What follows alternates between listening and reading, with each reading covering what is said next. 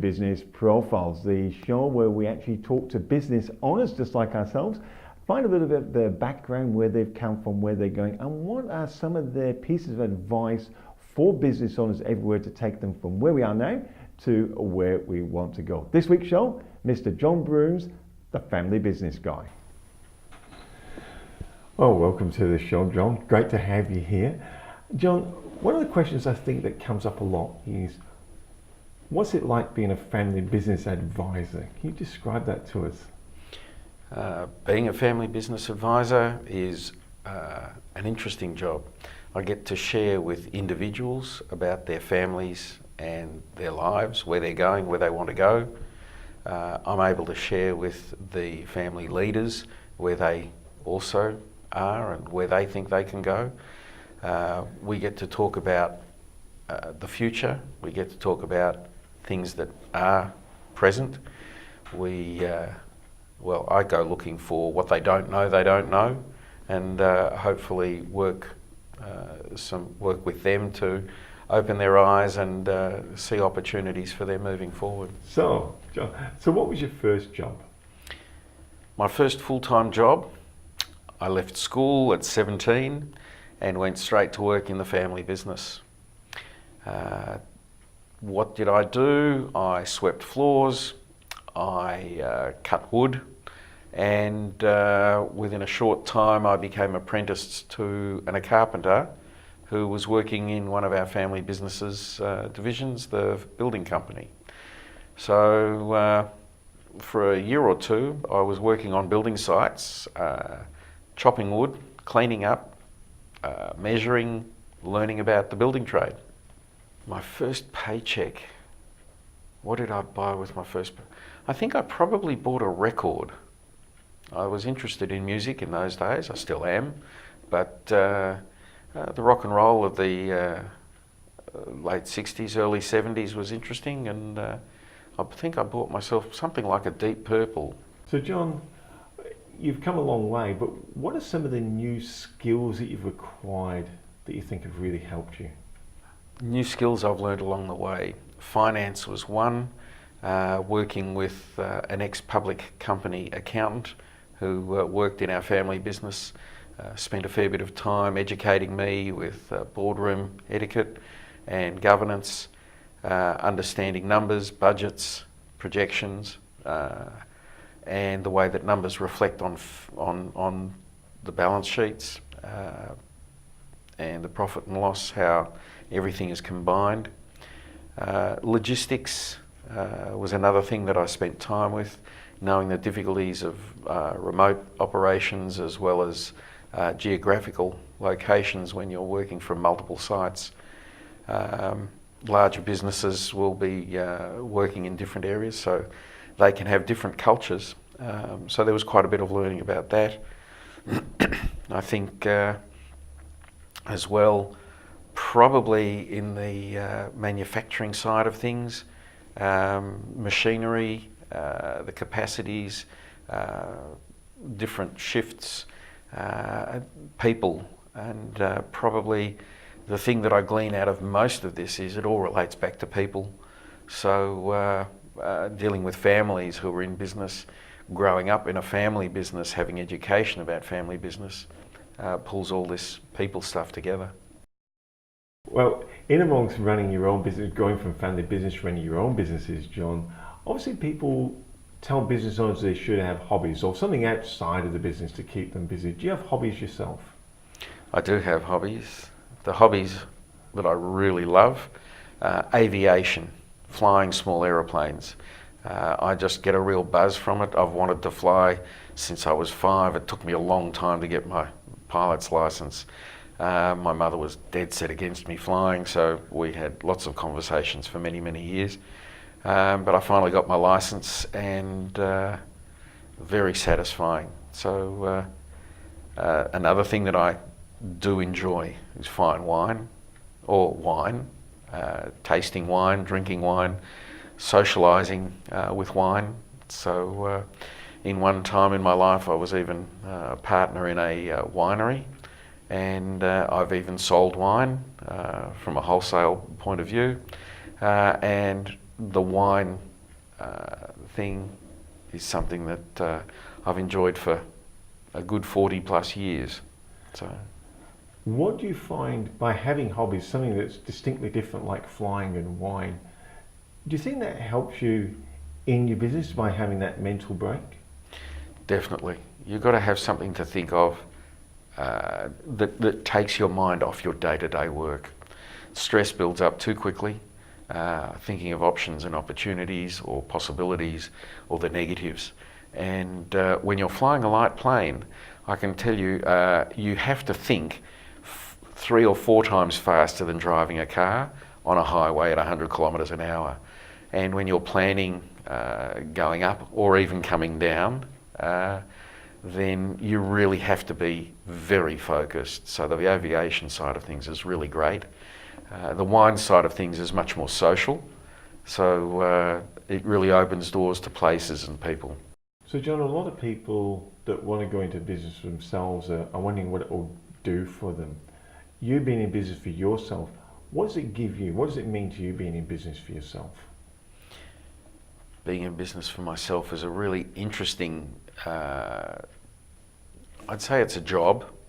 I enjoy it because I have freedom to make my own decisions, live through my own mistakes, learn through my mistakes. Hopefully I don't have to live through those mistakes again and relearn the issue. But there's the freedom to it. There is a strength of character that you get when you have to rely on yourself wholly and solely. And at times, there are times where I do think of maybe it would be good to have partners around, but I think that would also bring with it other challenges. Being an independent in the field that I'm in, which is family business advising, means that I can come in without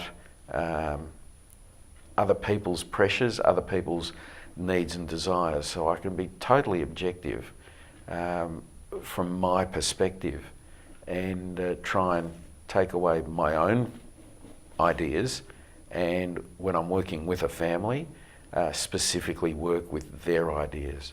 And that freedom, that focus, that lack of outside influence, I think makes a very big difference to my clients. They feel that they can trust me, and I'm very proud of the fact that I consider myself to be a highly trusted advisor. So John, we see a lot of people manage their careers and manage themselves and set strategic plans to get into their own business. What was it like for you? Was there a very specific plan? Did you foresee all this and work towards the goal? I suppose from a very young age, I knew I was going to go into the family business. That was a very strong belief, and it was unequivocal. So I knew when I finished school or whatever happened through that education phase that I would be in the business. Losing my grandfather and my father and difficult times, I think pressure on me forced me into making a decision to buy the family business off the family, which set me on a totally new path. It was never thought of before, but this was me probably working out that I had to do things for me as an individual. So it was a growth thing, a personal growth thing. Subsequently, making a decision to sell that business and move on was a big decision, but I knew that I had to move. And then I was sort of semi-retired, not knowing where the world was going and what to do, but my connections with business took me into selling olive trees to China, having a property maintenance business, and going through the difficulties, and I've had some difficulties being in business, financial difficulties mostly, that you come out the other end. But all through those times, I've been learning. And in the probably around '97, when I sold my business, which was my business in those days, that was still thought of as my family's business, I continued to learn about family business. So my interest was helping other families. So I've been following this path since the early 90s and educating myself as much as I could over the years, listening to consultants that came from overseas and then studying overseas or overseas study and then doing some study overseas. So my association grew with the Family Firm Institute, and I was early on I became involved with Family Business Australia and been on the board. So it's always been about families in business and helping others. So John, a lot of business owners will look back in their careers and can name one or two spots where they go, well, I got a break there and I got a break there. Can you look back over your career and go, this was actually my first break, this is what I really consider was the turning point for me? Interesting thing about my first break, I think for me, my learning, the way I learn, the way I listen, goes back to very early days for me, leaving school. So my education was an opportunity to go to university, was there if I so wanted, but I was never interested in that. So the break came when I left school and went straight to work in the family business. So John, a lot of people in businesses, they either have had mentors or still have mentors. Has this played a part in your career? Definitely, having mentors makes a big difference. Having people that you can trust, that you can ask questions of, that will help you, just not necessarily giving you direction, but making you think about the options. So I've had a number through the years, and they've been wonderful people. My father was a great mentor in teaching me a couple of things about family. My first boss within a family business structure he taught me work ethic, I'll put it that way. And he was very strong, an Irish background, I think. Irish, could have been Scottish, I'm not sure, but very strong work ethic. And along the way, some of the things I've done where I've had other mentors, in some cases they're paid. So I do this thing called TEC here in Australia, the Executive Connection. So I paid for a mentor, but had a group of advisors that were best friends that knew nothing about me, but would share their experiences, and that was a valuable time. And even today, I still have people that I talk to that I can trust that will help me make my choices. Mentors tend to pop up for me, and they become obvious people that I would talk to in answering the questions that rise up for me. Looking for a mentor is really about how much you trust them, how much you trust their advice, what you hear and see from them. And it's a building of a relationship. It's not something that can happen necessarily immediately. It may take 2 or 3 meetings. So long as you're on the same page and that person can actually get a picture that actually listens to what it is you have to say, and they can give you feedback that you feel has been value to you. Mind you, in most cases, mentors aren't paid, so the value, you have to discriminate between good or bad, but then it comes back to your own values.